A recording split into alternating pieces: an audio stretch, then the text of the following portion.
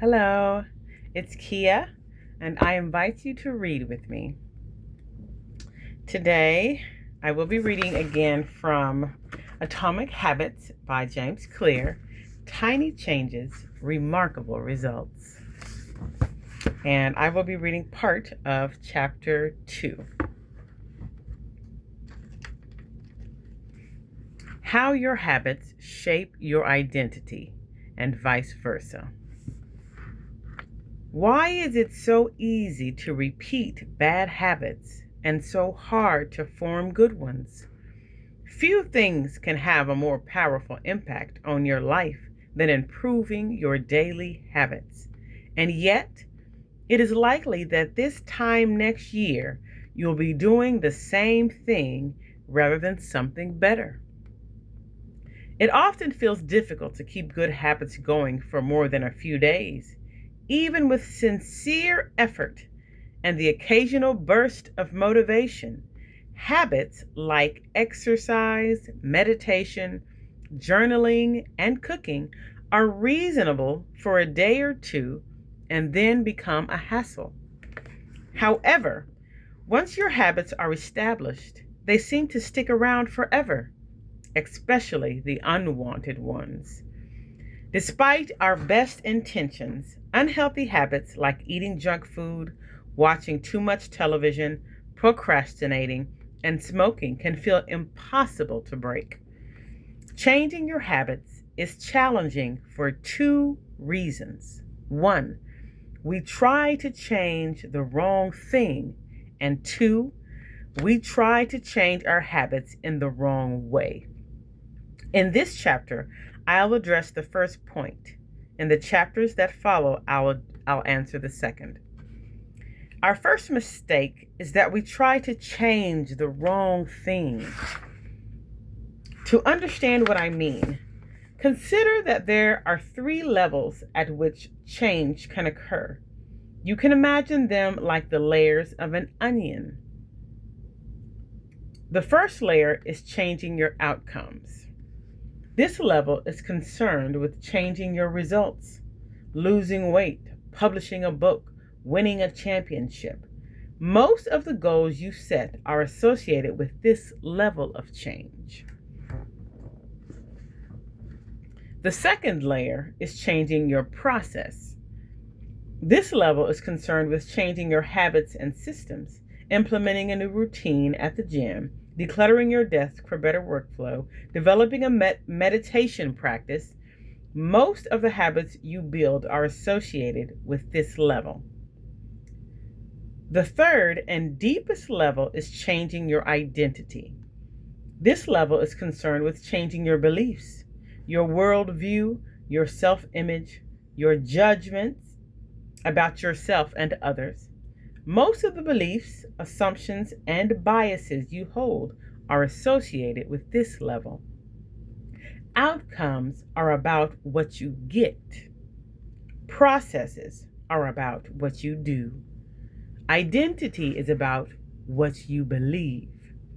When it comes to building habits that last, when it comes to building a system of 1% improvements, the problem is not that one level is better or worse than another. All levels of change are useful in their own way. The problem is the direction of change. Many people begin the process of changing their habits by focusing on what they want to achieve. This leads us to the outcome-based habits. The alternative is to build identity-based habits. With this approach, we start focusing on who we wish to become. And I'm going to show you the little diagrams. This shows 3 layers of behavior change. That picture right there. And this next picture graph shows outcome-based habits and identity-based habits.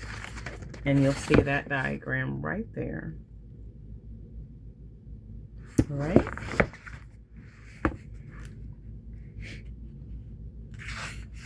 Figure 4 says, With outcome-based habits, the focus is on what you want to achieve. With identity-based habits, the focus is on who you wish to become. Maybe I can bring this out now. Okay. Imagine two people resisting a cigarette. When offered a smoke, the first person says, "No thanks, I'm trying to quit."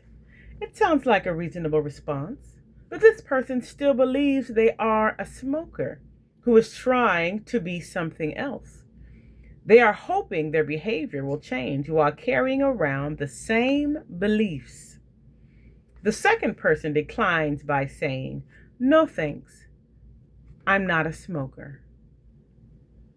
It's a small difference, but this statement signals a shift in identity.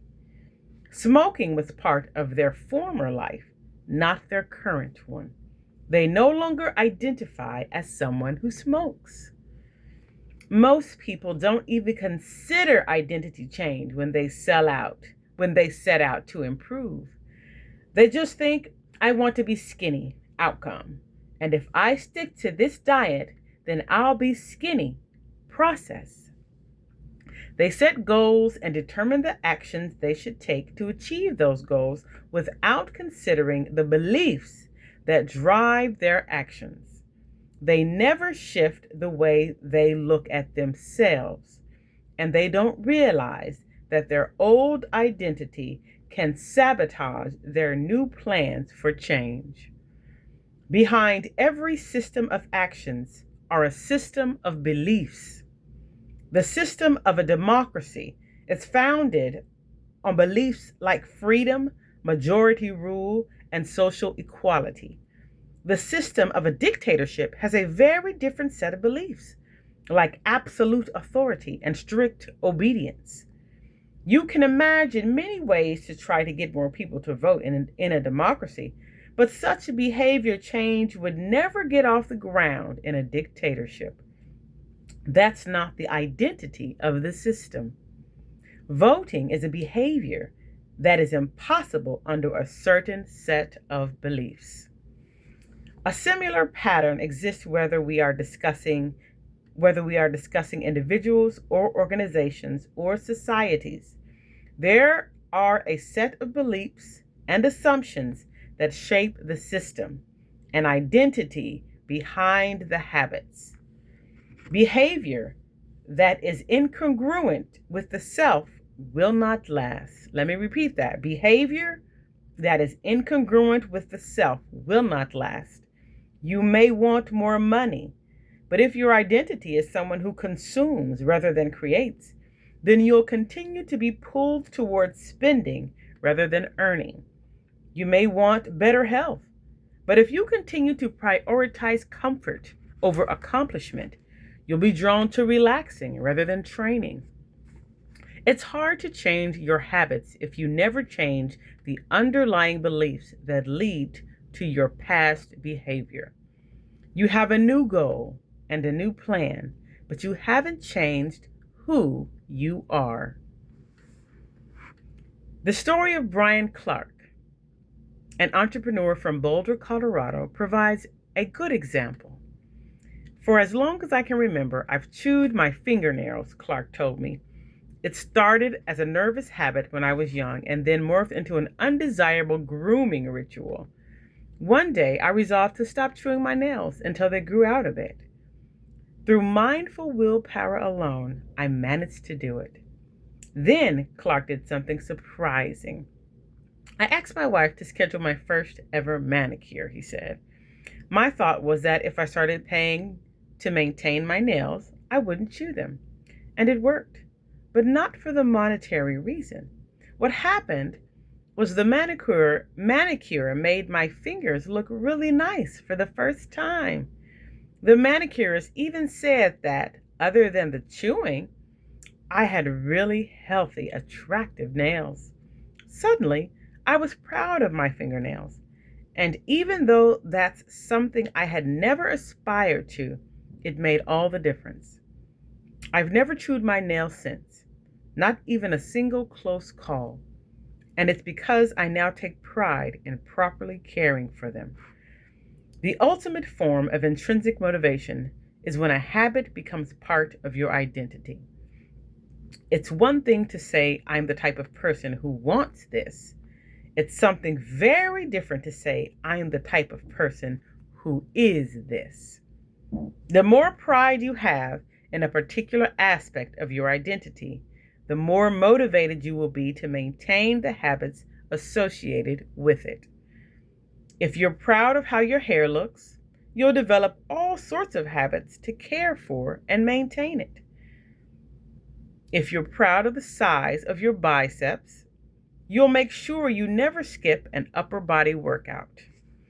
If you're proud of the scarves you knit, you'll be more likely to spend hours knitting each week. Once your pride gets involved, you'll fight tooth and nail to maintain your habits. True behavior change is identity change. True behavior change is identity change. You might start a habit because of motivation, but the only reason you'll stick with one is that it becomes part of your identity.